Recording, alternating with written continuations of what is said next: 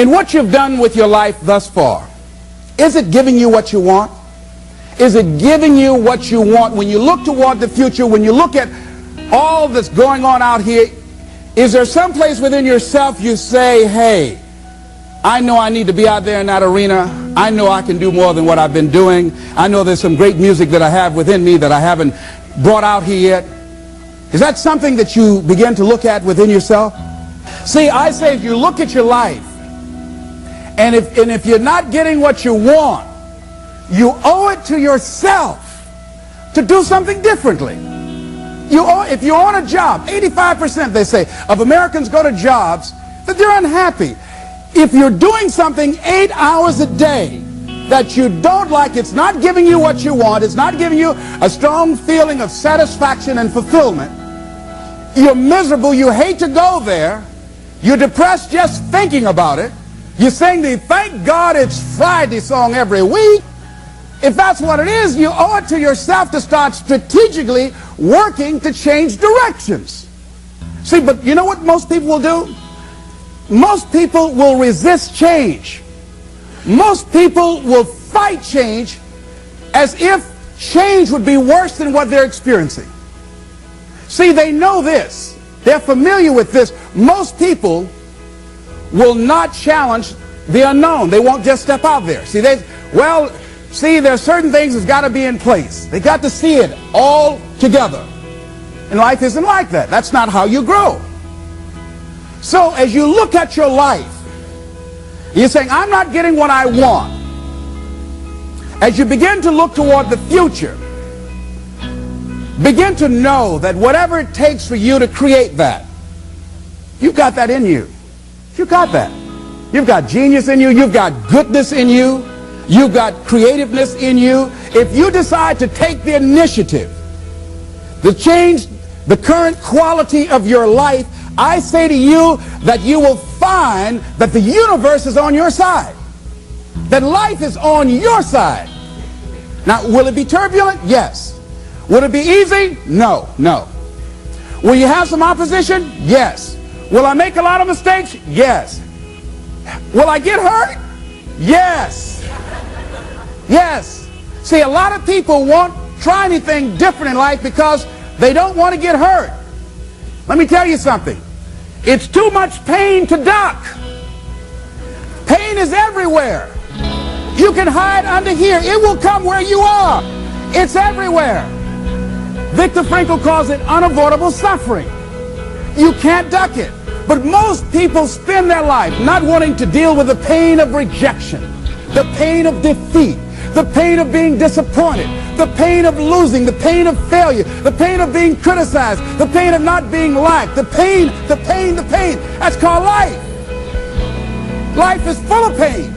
It's everywhere. But guess what?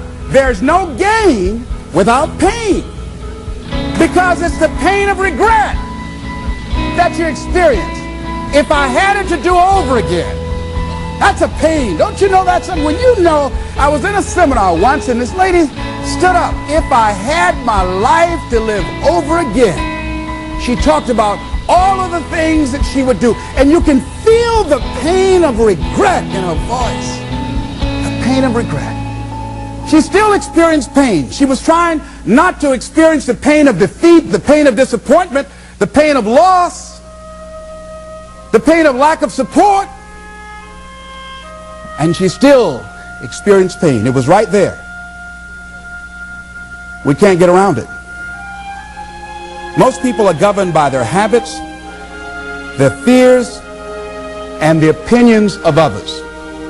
A lot of people never try anything differently because they have been convinced by people in their lives that they value that they can't do it.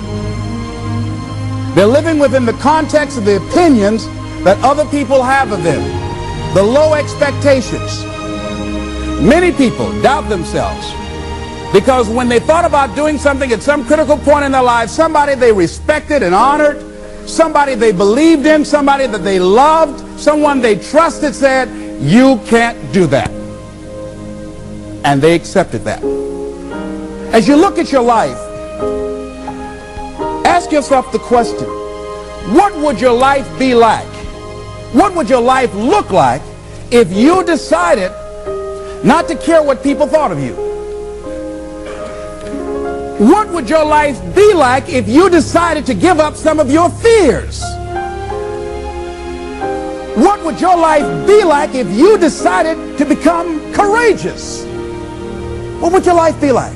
If you decided to act on your dream, if you did what you felt in your heart. You know what courageous means? Tom Rusk and Randy Reed said. They said that courage comes from a French word which means of the heart. But how does it feel to you? He says that courage, you know, it takes courage to live. Says most people go through life not allowing themselves to step out because they don't want to let go. They don't want to be blown around. They don't want to be moved. The courage to face life's whirling wind of contradictions. The courage to love yourself. The courage to love. For years, I was afraid to love. The courage to take a chance. The courage to be who you are. He says courage isn't for somebody else, for medals, applause, or moral debts. Courage is what at that moment feels most right for you. Not just situational ethics, but what feels right in your heart. The word of the heart. What feels right in your heart. One great philosopher says, cowards die many times before their deaths. The valiant never taste of death but once. What does that mean? That valiant people aren't afraid? No, no, no. It means that they experience that fear and they move forward. They move forward anyhow. Many people are dead now. Many people are allowing their dreams to die. Many people are allowing their ideas to lie dormant and collect dust. Many people have all this talent and ability that they are allowing to be buried inside of them, that they will take with them to their graves because they didn't have the courage to be who they are. And I say, as you begin to look toward the future and manifesting your greatness, it's going to take everything in you, that your life deserves the concentrated effort to begin to look at how is it that I can express more of me? How is it that I can bring my ideas out here now? How is it? And start living with a sense of urgency, because you're here today, you're gone today. Life is unpredictable. It's uncertain. There are no guarantees. No guarantees out here at all. So holding back, what are you waiting on? Ask yourself, what's the benefit of your waiting? What's the benefit of your not living your dream? What's the benefit of not listening to yourself? Oh, please, listen to yourself. You know the feelings. If you start listening to the feelings in your heart, and I'm doing it now more every day, I find that my feelings, I can trust them. And I say to you that as you look toward the future, you look at life on a daily basis, if there's something that you have been given, if you've heard something within yourself that you know that what you're doing now doesn't fit for you, it doesn't work for you, it's not giving you what you want, and there's something else that you want to do, don't allow that inner doubt in you to talk you out of it, to build a case on why you can't have it, to tell you why you're not good enough. You ignore that inner voice and all of the external voices. Don't judge the possibilities for what you can do based upon the circumstances, because the circumstances won't determine who you are. Don't determine what you're able to do based upon your resources. Don't determine what's possible for you based upon where your life is right now. Where your life is right now is not you. That's just what it is right now. But the possibilities for you are unlimited. If you're in a rebuilding process, it's unlimited. If you're coming back from adversity and devastation, it's unlimited of what you can do. That's the capacity of human beings. It doesn't matter how many mistakes you've made. It doesn't matter how many flops you've had. It doesn't matter how much money you've lost. In fact, I see it only as an investment of what you learn from life. Not losses, but investments of what's possible for you. And I say to you that once you start listening to yourself, and as you begin to act on your dream, as you start just trying to find your way, doing what you can with what you have, you will start seeing things opening up for you. You'll start attracting people. You say, where'd they come from?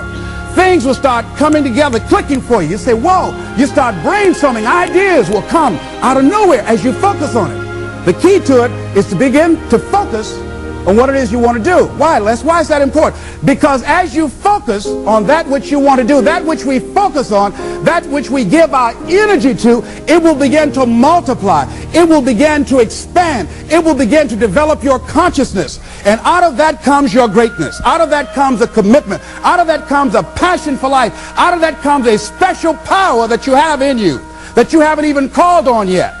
See, the powers that we have will never reveal themselves if we don't challenge them, if we don't put ourselves in a position where we have to use them. So one of the most important things is reading a book that's a really interesting book called Instant Millionaire, and the guy said, put yourself in a position where you can't retreat, where it's do or die, sink or swim. Here's what you'll find out. You'll develop incredible swimming skills. You'll find yourself stroking unlike you've ever seen before. Through the inspiration of desperation, you'll become more creative than ever before. So what is it? How do we handle that whole piece? Throw your whole self into it. See, most people go at it tentatively. They don't give all their stuff. They don't concentrate. They don't put everything they've got in them. One guy wrote a book called All You Can Do Is All You Can Do. And all you can do is enough. But he said, make sure you do all you can do. And if we're honest this evening, we know that we haven't done all we can do. So as we look at the future, we can decide that from this day forward, as I look at my personal relationships, if I look at my professional relationships, if I look at my family relationships, if I look at all the dimensions of my life, looking at myself mentally, emotionally, and spiritually, I'm going to do all I can do to develop me, to bring my talent out here, to make a contribution to life.